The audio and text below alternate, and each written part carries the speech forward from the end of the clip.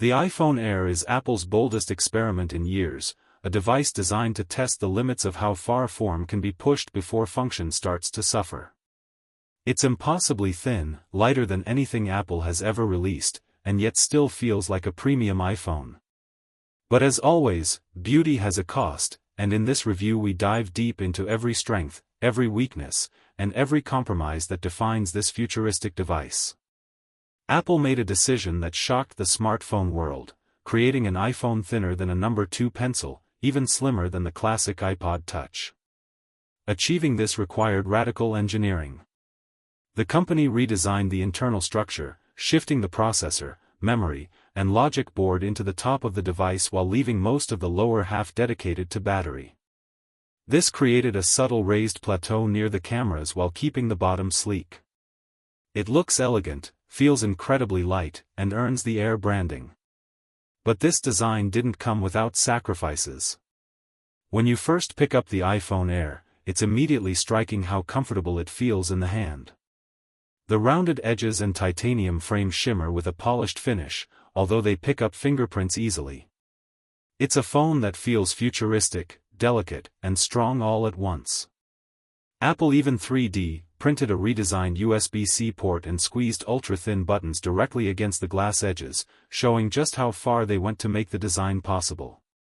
But Apple's relentless focus on thinness led to real-world trade-offs that you will notice every day. The first and most obvious change is the sound system. The iPhone Air loses the bottom speaker entirely, leaving a single earpiece speaker to handle all sound output. While it works fine for casual use, audio feels less full, with little bass and a noticeably one-sided effect when watching videos in landscape mode. If your thumb accidentally blocks the earpiece, the sound disappears almost completely. It's usable, but not great, and clearly a compromise made to fit more battery inside. Speaking of battery, that's another story altogether. Apple promised that removing the SIM slot and going eSIM only would free up precious internal space for a larger battery. Technically, that's true, but the gains are small compared to what's lost. Despite efficiency improvements in the A19 Pro chip and OLED display that can throttle down to 1 Hz, the iPhone Air still struggles to last a full day for heavy users. Ending with 15% after light to moderate use might be acceptable today, but what about 2 or 3 years from now? Battery health will drop, and this phone already starts at a disadvantage compared to its thicker siblings. Apple even released a MagSafe battery accessory alongside the Air, but it feels like more of a band-aid than a real fix. Connectivity is a mixed bag. The iPhone Air doesn't support mmWave 5G, a feature most people never use but that enthusiasts in US cities may miss. The good news is that Apple's new C1X modem and in-house N1 networking chip deliver excellent Wi-Fi 7, Bluetooth 6, and Thread support. In real-world use, coverage and speed match or even exceed Qualcomm-powered iPhones, proving Apple's silicon is ready to stand on its own. Where the iPhone Air really falters is in thermal performance. By slimming down the frame and removing advanced cooling systems like vapor chambers, Apple left the A19 Pro chip with less room to breathe.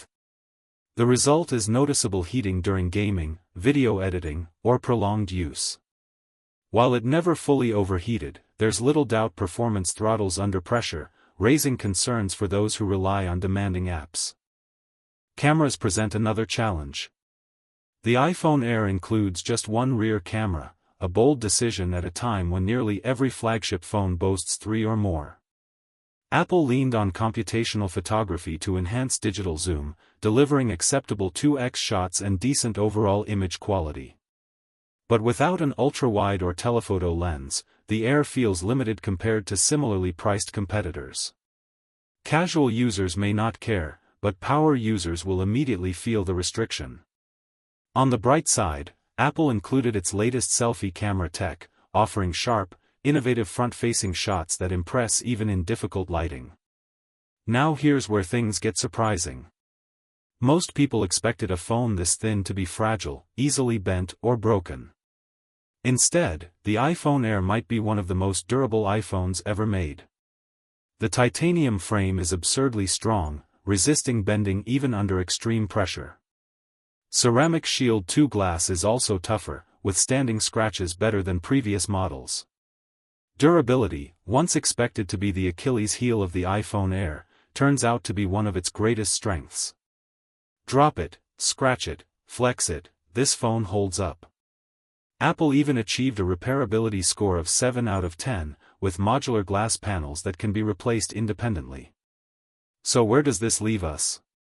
The iPhone Air is a triumph of engineering, but it's also a phone filled with contradictions. It's sleek, light, durable, and futuristic, but it sacrifices speakers, battery life, thermal performance, and camera versatility to get there. It's a device that proves Apple can do incredible things when they chase form over function, but it also highlights the reality that beauty comes with pain.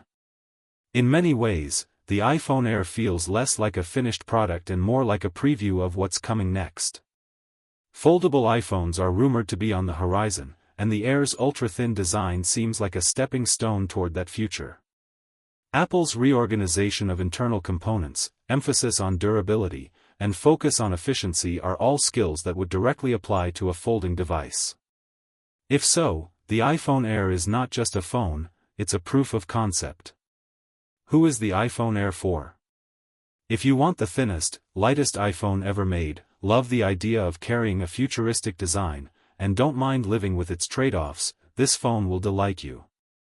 If you prioritize battery life, multiple cameras, or gaming performance, you'll likely be happier with a Pro model.